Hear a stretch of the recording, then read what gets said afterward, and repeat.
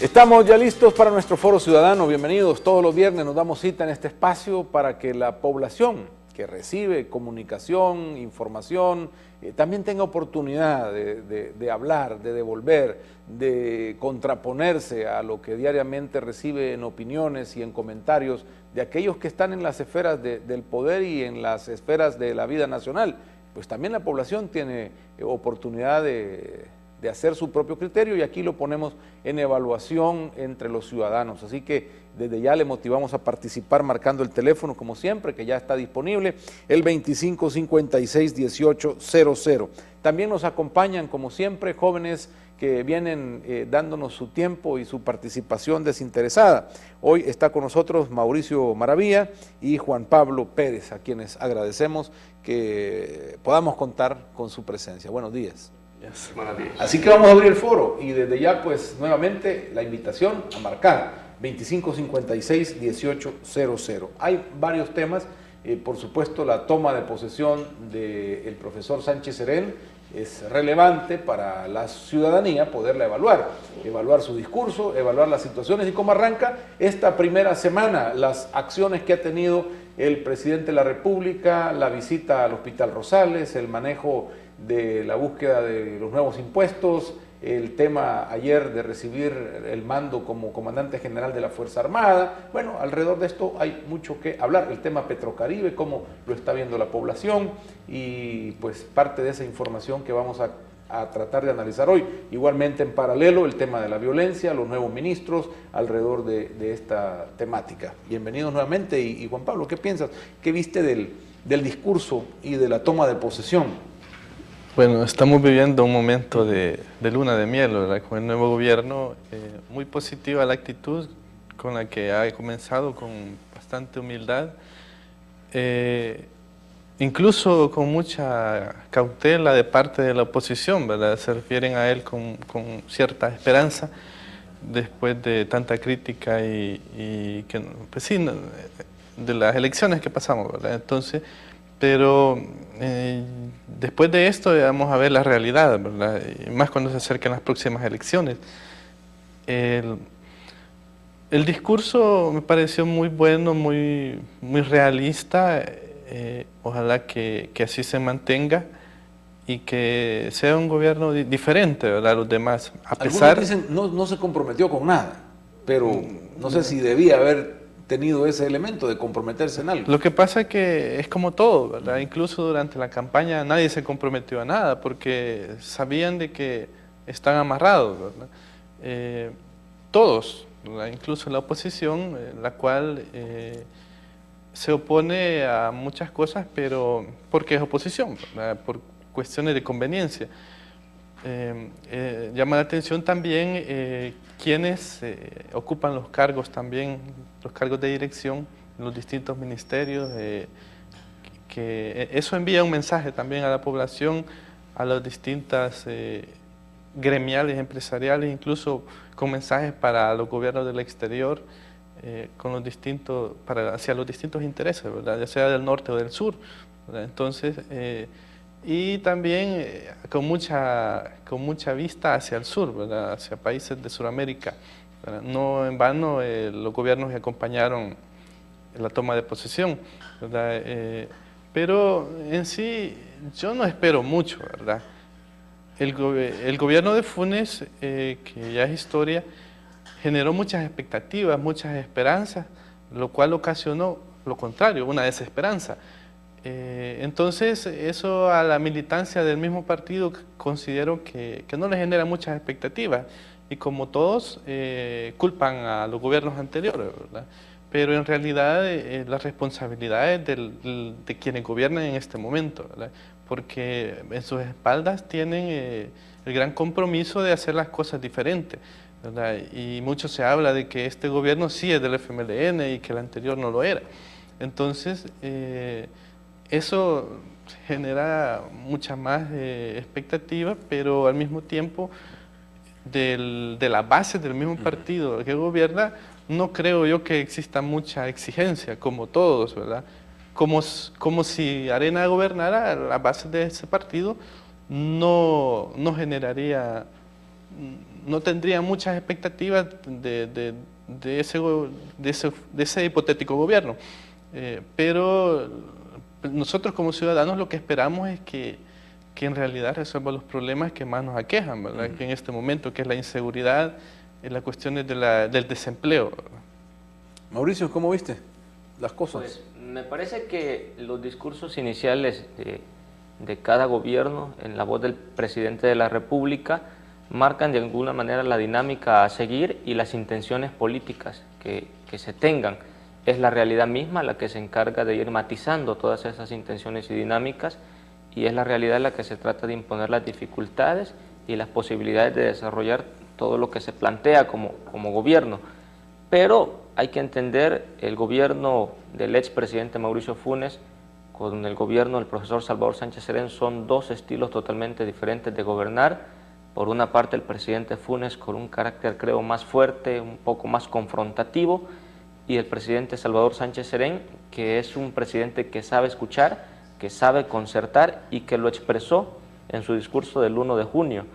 Él expresó la necesidad fundamental que existe en el país de mayor participación ciudadana, la necesidad de mayor contraloría social, de la búsqueda de consensos, del acercamiento con los diferentes sectores del país y de una marcada ética dentro de la función pública. Me parece que esos pasos son importantes, además de que el presidente ha prometido que su gobierno será ejercido con transparencia, con honestidad, con honradez, un gobierno eficiente, y lo comenzó a demostrar el tercer día de su mandato. El martes 3 de junio llegó al Hospital Rosales sin previo aviso, y eso envía un mensaje a verificar cómo se trata a los pacientes, de qué manera está funcionando el hospital, a escuchar a la gente. Eso la gente lo valora como un paso importante, porque es un presidente que se acerca a la gente, que no está desde arriba escuchando lo que sus ministros dicen, sino que va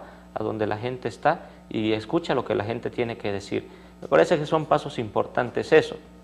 Ahora, en materia geopolítica, de qué manera se va a abrir El Salvador al mundo, con el ingreso del Salvador o la incorporación del Salvador a Petrocaribe, por ejemplo, que se está cuestionando por parte de algunos, se está viendo con esperanza por parte de otros. Pues la situación en la que el gobierno del presidente Salvador Sánchez Serén asume la presidencia es bastante difícil en materia económica. Las finanzas públicas no le permiten mayor margen de maniobra y hay que ver de qué manera hacer llegar recursos al Estado.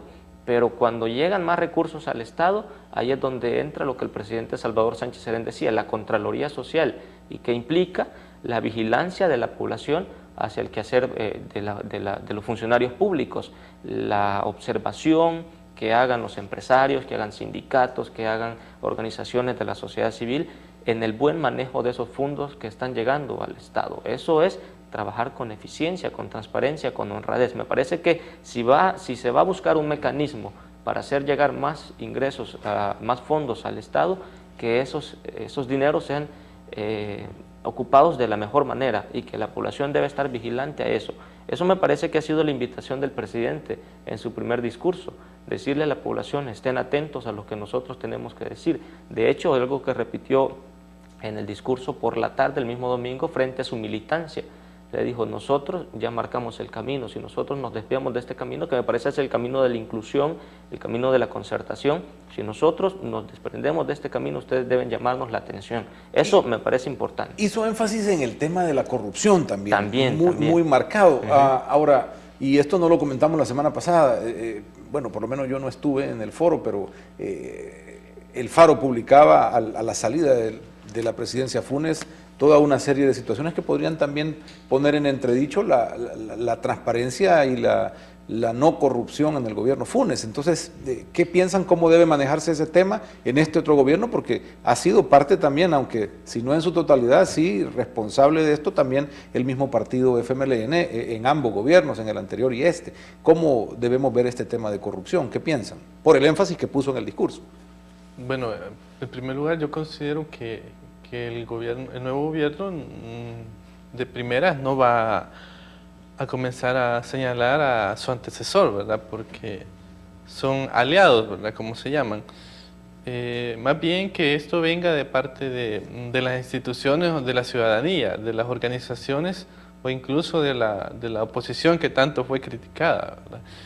Entonces, pero principalmente el nuevo gobierno tiene el reto de estar como evaluando a sus funcionarios, ¿verdad? De eso no escuchamos, ¿verdad?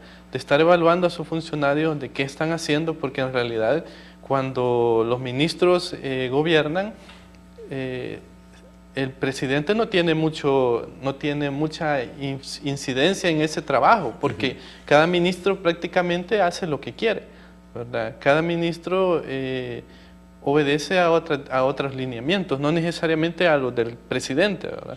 Porque eso sí nos debe quedar muy claro, de que en realidad quien gobierna o quien manda es el ministro, ¿verdad? Y él es el que a veces responde a esos intereses. Muchas veces los gobiernos no saben qué hacen los ministros, ¿verdad? Porque tanto trabajo que tienen, ¿verdad? Pero en sí, yo creo que genera mucha esperanza el nuevo gobierno, pero no la tiene fácil, sobre todo en el tema económico, que hace falta muchos recursos, el país está muy endeudado y lo siguen endeudando, ¿verdad? Yo recuerdo cuando el FMLN era oposición que se oponía mucho a los préstamos, ¿verdad? Entonces, ¿por qué si antes era malo, hoy son buenos? ¿Verdad? Entonces, esos temas hay que manejarlos con mucha responsabilidad. También, incluso el mismo partido.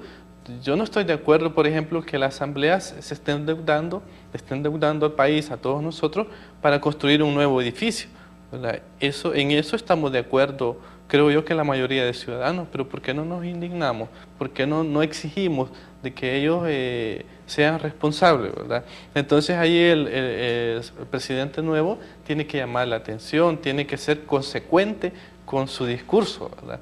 Vamos a una primera llamada y luego, Mauricio, también te doy oportunidades sobre ese tema, sobre la corrupción con la que se señaló al presidente Funes a su salida y lo que hizo énfasis el presidente Sánchez Serén en su discurso de toma de posesión.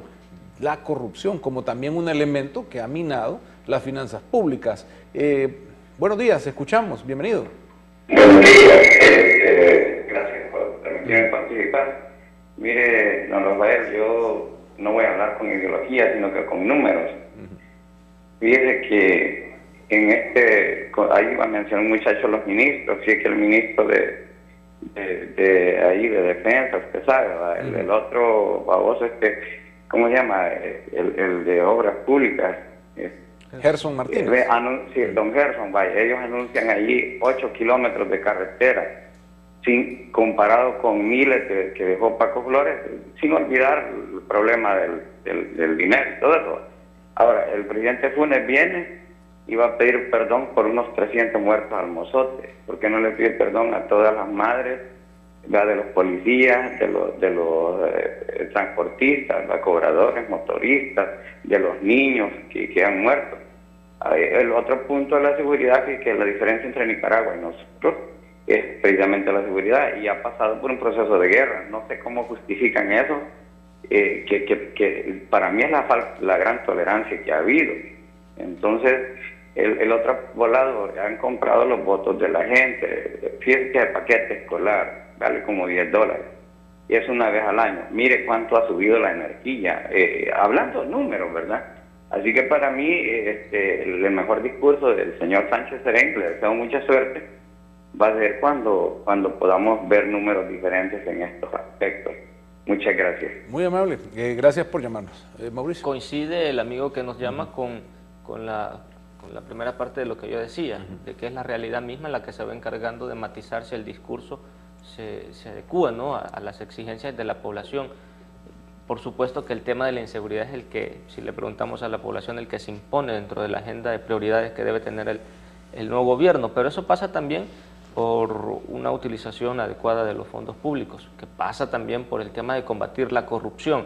Es decir, hemos tenido un pasado en el que estamos acostumbrados a que los funcionarios públicos hagan lo que se les venga en gana sin tener un marco legal que nos brinde herramientas para combatir la corrupción. Ahora sí tenemos, a pesar de las dificultades, un Tribunal de Ética Gubernamental, tenemos la Ley de Acceso a la Información Pública, que son instrumentos, que son herramientas que la población debe conocer para exigir que ese marco legal que se ha creado se cumpla, que eso que se ha venido logrando, que no es un regalo del Estado a la población, sino que son la lucha de organizaciones que han venido pujando por este tipo de leyes, las que se vayan poniendo en práctica. Es decir, estamos caminando hacia eso, estamos caminando hacia un país en el que la población se debe informar más y en base a la información que tenga, exigir más, estar pendientes de lo que el profesor Salvador Sánchez Serén decía, la Contraloría Social. Yo me centraría bastante en eso, en que la población debe estar atenta a todo esto, las exigencias de la población desde diferentes ámbitos. La búsqueda de consensos, la participación ciudadana, eso es importantísimo. Es decir, este tipo de espacios, por ejemplo, es importante porque nos permite a los jóvenes participar de la política desde diferentes trincheras, algo que en el discurso del 1 de junio también se marcó, el llamado del presidente a los jóvenes. Ustedes son parte también de la responsabilidad que tenemos los salvadoreños para sacar adelante el país. Es decir, hay que empujar hacia eso, hay que caminar hacia un El Salvador diferente, con una función pública digna, eficiente y transparente sobre todo. Tenemos otra llamada. Hola, buenos días. Vale. Muy buenos días a todos y bendiciones y que pasen un feliz día. Yo quisiera decirle, mire, yo estoy preocupada. Esta gente nos exige impuestos, pero usted no mira dónde se van, ¿verdad? Fíjese que yo tuve la oportunidad el domingo de pasar por el mercado, en lo que es Citrasen, ya a la altura de lo que era el Don Bosco antes, para ubicarlo más arriba. Mire, estaba la lluvia, las calles, eso es un bache completo. Mire, si ha caído un camioncito lleno de plátanos, ¿cómo pasaba la gente ahí? Yo me pongo a pensar, bueno, yo no soy arquitecto ni ingeniero, ¿verdad? ¿Cómo va a bajarse la gente en los laterales si han puesto la calle en medio, donde van a circular los buses esos? Imagínense, le han dado que yo tenía una buena impresión del ministro de Obras Públicas, créame lo que yo tenía, pero eso está abandonado. Yo pienso que ya no hay dinero y entonces esta gente está desesperada por sacarnos impuestos, pero está bien que se vieran.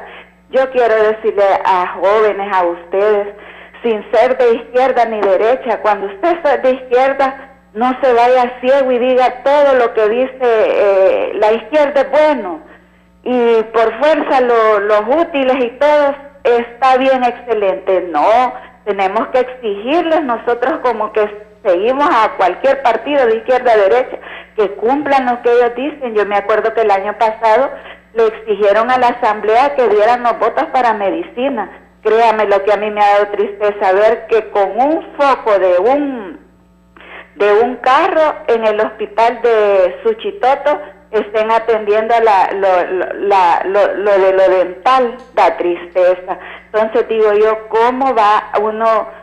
Ya no hay uno que hacer, está tan decepcionado de estos gobiernos. Muchas gracias y buenos días. Gracias por llamarnos y participar. Vamos a dar una pausa. Hay un par de elementos que, bueno, los toca a la ciudadanía, que siguen siendo difíciles, ¿no?, de enfrentar el tema financiero, pero la luna de miel, si se va a romper por ahí, por el tema financiero o por el tema del mismo ministro de la Defensa, y tiene ahí una posibilidad de hacer un cambio, un viraje en cuanto a la impunidad y la lucha contra la corrupción, y el fiscal que quiere investigar la Fuerza Armada, lo detienen y vemos ese punto al volver, porque son hechos también de esta semana. Enseguida volvemos.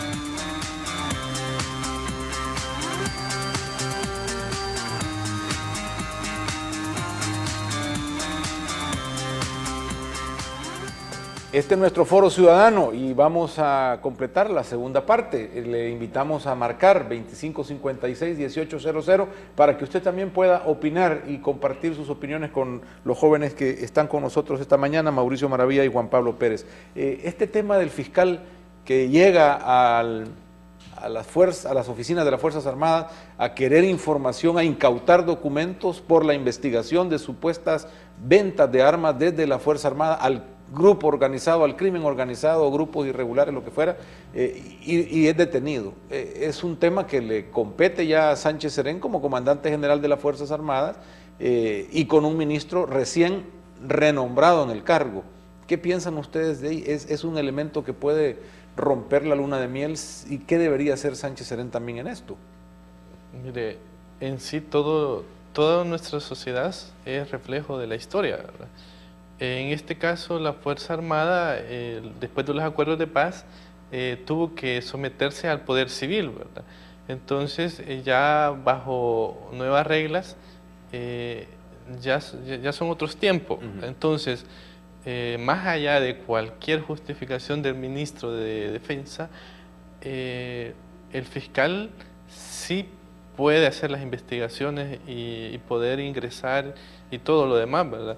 Otro punto sería de si estos fiscales que van a hacer los allanamientos y todo son personas que cumplen al pie de la letra de la ley y la Constitución, ¿verdad? Si ellos utilizan esas investigaciones con otros fines, ¿verdad? Si revelan secretos, si es que tienen secretos ahí de la seguridad, de la defensa de la nación, ¿verdad?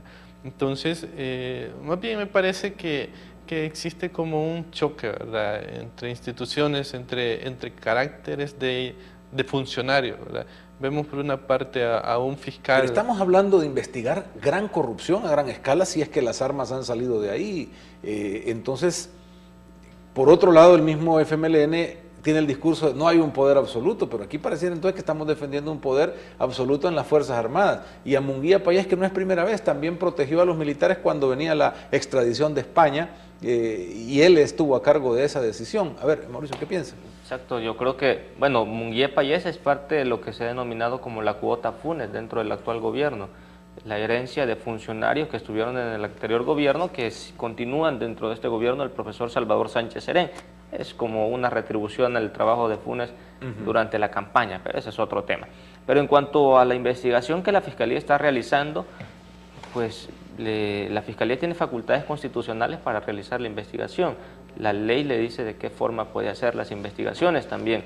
Si la Fiscalía se sale de ese parámetro que la ley marca para realizar las investigaciones, también habría que ver eso, ¿no?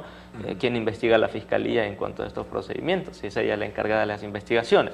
Pero nadie está por encima de la ley, ni el ministro de la Defensa, por mucho que se crea como el que dirige las Fuerzas Armadas Nacionales, nadie está por encima de la ley, ni siquiera el fiscal general de la República.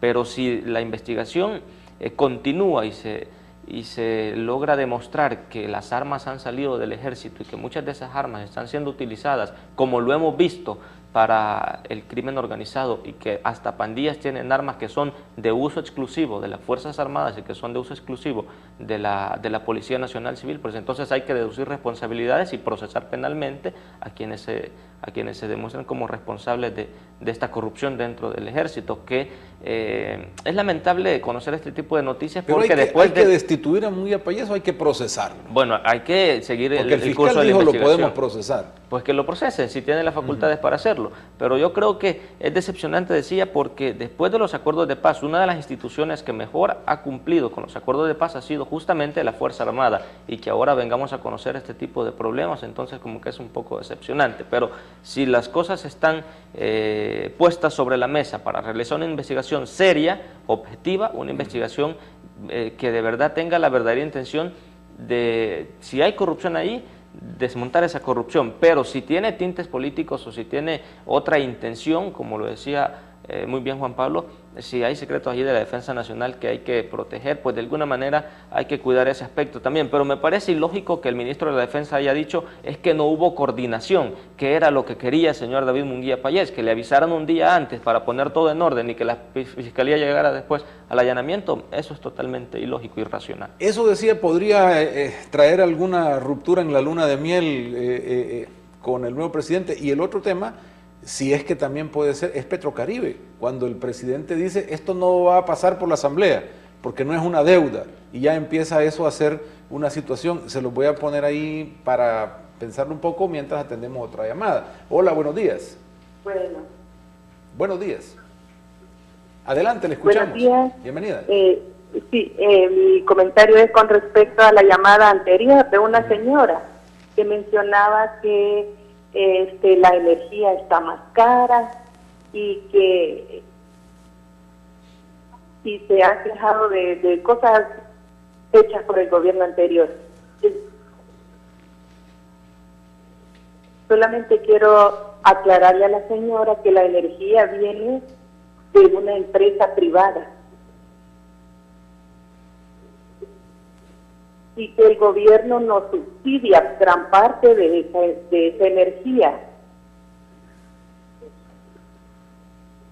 Deberían de revisar bien sus recibos y también estar de acuerdo en muchas cosas que el nuevo presidente ha planteado. No podemos ser tan críticos y no valorar lo bueno que se ha hecho. En cuanto a lo de la fiscalía, hay un ente que se fiscaliza al fiscal, valga la redundancia, porque este señor se está aprovechando de su cargo, como él dijo, que es un macho sin dueño. Entonces, este macho sin dueño no puede estar sin dueño, ¿verdad? Y que se preocupe con el caso del señor Flores. Buenos días. Muchas gracias por llamarnos. Gracias por estar pendiente de nuestro programa. A ver, entonces... Vaya, mire, hay que revisar, bueno, tenemos que tener claro cuáles son las funciones de la Fiscalía como Ministerio Público que representa los intereses del Estado, de la población y de todos. Entonces, de la misma manera, el Ministerio de Defensa ya tiene también sus funciones, su misión, ¿verdad?, dentro del Estado de Derecho. Entonces, en sí, el fiscal tendría que ser como un poco más prudente y al mismo tiempo responsable. Lo que me he fijado es que el fiscal le gusta como andar sacándole a cada quien un poquito, ¿verdad? Por ejemplo, le saca a la gente de izquierda, pero ya mañana le saca a los de derecha, después, y así anda, ¿verdad? A modo de que él no quiere verse como que solo para un lado, ¿verdad? Entonces, prácticamente él es mucho habla, pues, ¿verdad? Yo no sé si en sí es cierto que tiene pocos recursos la Fiscalía, pues creo que a todas las instituciones les hace falta dinero, al país le hace falta mucho dinero para funcionar en muchas cosas. No en vano vienen las llamadas reforma fiscal, a la cual pues a nadie le gusta que le pongan impuestos, a nadie le gusta que pagar.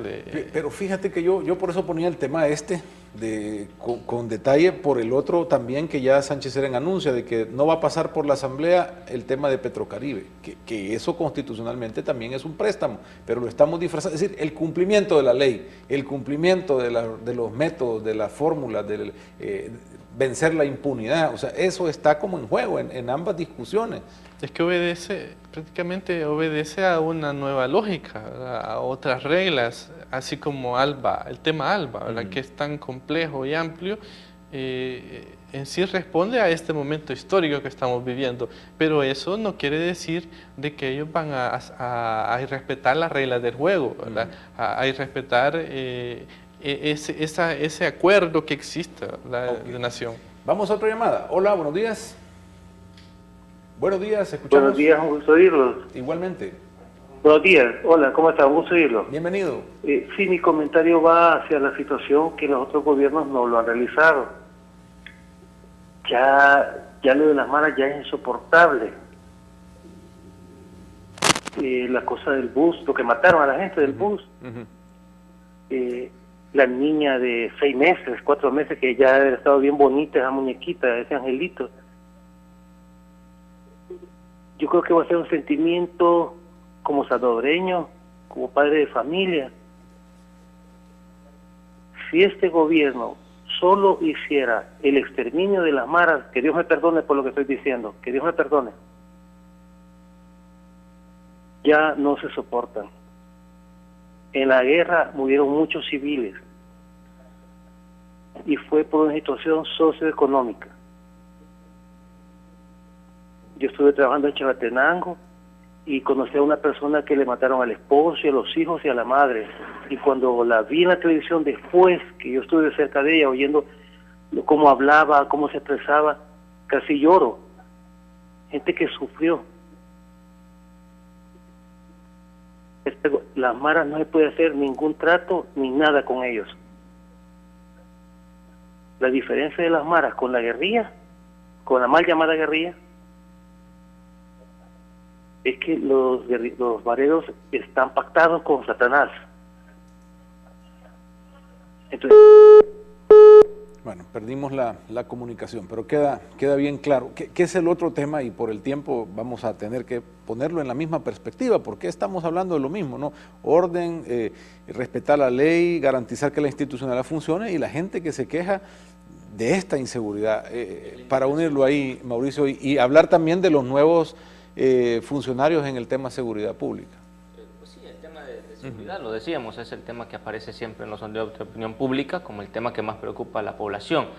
La ONU ha dicho que hay que retomar la Política Nacional de Justicia, Seguridad Pública y Convivencia, una política elaborada en el gobierno anterior que hace un diagnóstico de las causas estructurales que nos han llevado a este clima de violencia que hoy vivimos y que plantea de alguna manera las posibles alternativas de solución a este problema. Es una política que a mi criterio ha sido bien elaborada, con estudios de personas serias que contribuyeron a la elaboración de esa política, y la misma ONU ha dicho que hay que retomarla.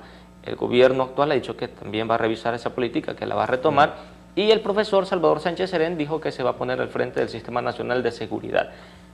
Más allá del mensaje, vamos a ver cómo se traduce esto en las estadísticas. Y a ver, solo en ese detalle, entonces si estaba al frente de seguridad, y es el tema más importante, haber ido sorpresivamente al Rosales, bueno, pero ¿no hubiera sido mejor ir a ver los puestos policiales? O sea, algo que dijera, esto es el tema más relevante. Bueno, es cuestión de mensajes, ¿no? De señales, pero también pudo ser, pero fue al Rosales. Pero en el tema de seguridad, me parece que los nuevos funcionarios, pues Benito Lara, ¿cuál es el mérito que tiene? Ha sido miembro, presidente de la Comisión de Justicia y Seguridad dentro de la Asamblea Legislativa, el mismo mérito que tuvo Manuel Melgar en aquel momento para ser nombrado ministro de Justicia por el presidente Funes. Es decir, esto no es cuestión de funcionarios tampoco, no es cuestión de personas, es cuestión de una estrategia seria de parte del gobierno, de una estrategia en la que se involucran diferentes instituciones del Estado, en la que el órgano ejecutivo a través del Ministerio de Justicia, la Policía Nacional Civil funcione, que la Fiscalía haga su trabajo y que el órgano judicial también haga su trabajo. Es decir, no es un trabajo solamente del funcionario que aparece en la televisión hablando de las estadísticas de los muertos cada día, es un trabajo de diferentes instituciones del Estado y también con la participación de la población. ¿De qué manera se va construyendo eso? Esa es la estrategia, ese es el abordaje que se hace desde el gobierno, que es lo que esperamos funcione en el actual gobierno. Se habla de la luna de miel que mencionaba al inicio Juan Pablo, que sería como ese tiempo de espera que la población le da al actual gobierno para ver de qué manera funcionan las cosas. Me parece que la evaluación de los primeros 100 días, que es algo que se ha tradicionalmente puesto en El Salvador como un tiempo prudencial para evaluar de qué manera inicia el gobierno, habría que dar ese margen de tiempo, los 100 días. Vamos a ver en estos 100 días cuáles son las señales, cuáles son las estrategias iniciales del gobierno y cuál es el comportamiento de los diferentes funcionarios encabezados por el presidente. Tenemos otra llamada. Hola, buenos días. Escuchamos. Buenos días, don Rafael. Bienvenida, ¿cómo está? Bueno, yo quiero decirles que vamos a comenzar a ver los espectáculos que dan las carteras del Estado y más que todo lo que más nos agobia es el tema seguridad. O sea que vivimos en una inseguridad cada día más. Yo creo que se está sumando gente que quiere ver desestabilizar y vernos en agobio, y es un país que todos tenemos que reunirnos, todos tenemos que respetarnos, pero el respeto a la Constitución necesita de parte de la Corte Suprema de Justicia, respeto a la Constitución, una buena coordinación, ustedes ya saben cómo, ya fiscal, jueces, abogados y otras instituciones que van acorde. Necesitamos, por lo tanto el respeto a la Constitución como la coordinación, profesionalismo, y yo creo que muchas personas que han venido y han criticado a nuestras carteras, más que todo a los que llevan la batuta como jefes de las carteras, digamos, han criticado como que les falta mucho profesionalismo, y eso es lo que hace falta, fíjense. Y también hay que, entre ellos se ve mucha violencia. Hoy fíjense que no solo ahorita que iban a allanar, que decían, aquí con el señor de la defensa, ¿verdad? El señor Payés, con el fiscal, ya hemos visto mucho antes las asperezas junto con la tregua, que el señor fiscal siempre se intervino en la tregua sucia, y ahorita insultó, yo vi a través de la televisión, insultó al señor Payés, y yo creo que están dando malos ejemplos. Por eso la autoridad está haciendo, digamos, necesitamos depuración en toda la Corte Suprema de Justicia. Necesitamos depuración desde el más alto hasta el más de la PNC, hay que depurarla. Los de los penales, don Rafael lo escuché ahora, que dice que tiene que haber pena perpetua, nada de 60 ni 50 años, una pena de perpetuidad, porque no vamos a ser aceptos a la pena de muerte, porque también nos ligaríamos junto con las pandillas. Pero esa muerte de esa pequeña y otros más, a mí me deja impactado. En el momento deberían, y sabe, en lugar de pedacear, de recoger por pedazos las pandillas, desde un principio se los hubiera llevado a todos, ya hubiera habido una limpieza general, pero yo creo que la ciudadanía no estamos siendo aportaciones. Mire, lo último que quiero decirles, las extorsiones tienen cámaras, tienen gente que los cuida, y todavía aquí los extorsionan. ¿Y sabe quiénes pagamos las extorsiones, jóvenes?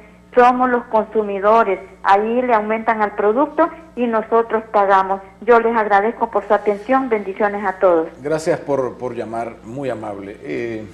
Pues no es la intención de este programa ni de este espacio exaltar esa indignación que tenemos, porque hemos oído en varias llamadas, y quiero salvar también dentro de esto, exaltar o llamar a que ese sea el pensamiento de una cuestión directa con el tema de aniquilar maras y estar en eso. Por favor, tengamos un poco de prudencia en eso, pero aunque refleja claramente lo que la población está sintiendo. Ya y es lo que anda diciendo en la calle la población. Una también. Incapacidad de todos, ¿verdad?, de poder resolver, y nos lleva a ese discurso, pero hay que tener cuidado con las palabras también, ¿verdad? Pero estamos claros que para la gente ese es el tema. Pero fíjese que hay que tomarlo muy en serio, porque sí, por supuesto, está en juego la vida de todos, no solo en épocas electorales, ni solo cuando los índices de criminalidad o de muertos aumentan, ¿verdad? Porque este tema prácticamente han venido gobiernos, ministros, y lo van dejando ahí como que no les importa. Hay que hacer un alto, más allá de que sean ministros capaces y con buena voluntad. Es necesario que nosotros como ciudadanos pensemos qué hacer, ¿verdad? Pensemos cómo cuidarnos, cómo protegernos unos a otros, siendo un poco más unidos y más solidarios, y demandar de las autoridades más responsabilidad, porque fíjense que a mí me da tristeza cuando el número de muertos aumenta, que los funcionarios salen diciendo cualquier cosa con tal de justificar su incapacidad, ¿verdad? Y si bien la delincuencia no es cosa nueva, pero le corresponde al gobierno de turno resolver este problema. Y si lo resuelve, qué bueno, porque todos nos vamos a beneficiar, ¿verdad? Pero resulta que acá los políticos siempre van buscando sus beneficios, ¿verdad? Y eso ya no debe ser permitido. Incluso como ciudadanos estamos ahí viendo cómo justificamos la incapacidad de los funcionarios que tenemos, ¿verdad? Y de los que vamos a tener, independientemente del color político, ¿verdad? Entonces, pero no sabemos cómo vive nuestra gente la incertidumbre, aquella zozobra, aquella desconfianza, porque uno ya no sabe si el que está a la par, quién es quién, ¿verdad? Entonces, los municipios hoy más tranquilos ya no son como antes, ¿verdad? Entonces se necesita instituciones más fuertes. Necesitamos, más allá de estar solo criticando, de ver qué necesitamos, ¿verdad? Necesitamos, por ejemplo, que una ciudadanía más organizada. Y más organización significa más unión, ¿verdad? Claro. Que los vecinos estemos más comunicados, ¿verdad? Y dejemos ya la mala cultura del egoísmo y de todo eso. Que tenemos que dejar el miedo, estamos claros. Aquí no hay soluciones individuales, yo apoyo lo que dice Juan Pablo, aquí no hay soluciones individuales, aquí no va a salir un redentor diciendo yo traigo la solución a este problema, no, esto es una cuestión de país y aquí todos debemos brindar desde diferentes espacios a nuestra manera los aportes que sean necesarios para generar las posibilidades de resolver este problema. Yo creo que la respuesta y la solución a este problema no es a corto plazo ni a mediano plazo, debe trabajarse una estrategia muy bien elaborada, muy bien pensada. Ese es el compromiso del nuevo gobierno. Ojalá que este gobierno haga las cosas de la mejor manera, porque es lo que los salvadoreños necesitamos y son las esperanzas que depositamos en las autoridades. La política nacional de justicia, seguridad pública y convivencia identifica como uno de los factores que contribuyen al establecimiento de la violencia en el país la debilidad institucional. Me parece que hay que prestarle atención a eso, porque eso sí depende únicamente del gobierno, la debilidad institucional. Pero algo último es que sobre todo nosotros debemos de confiar en las autoridades, porque ese es el gran problema, que muchas veces nosotros ya no confiamos en las autoridades, porque hay mucha desconfianza, no confiamos en la policía, y tenemos que ver también la gran responsabilidad que tienen los alcaldes dentro de cada territorio. Gracias Juan Pablo, gracias Mauricio, gracias a ustedes por estar acá. Llamar y participar, de eso se trata, al final poner nuestros pensamientos, lo que sentimos, lo que pensamos de estos temas que hacen la realidad nacional del día con día. Los esperamos el próximo lunes para continuar en nuestro trabajo de la franja informativa de Agape. No me quiero despedir sin antes volver a felicitar a todo el personal de Agape en sus 13 años de estar al aire, el canal 8. Muchas felicidades y gracias por el esfuerzo que ponen en lograr esta transmisión positiva para todo El Salvador. Terminamos con Proverbios 13:11, nos dice: la fortuna que se adquiere de repente no dura, el que la administra a su ritmo la aumenta. Hasta pronto.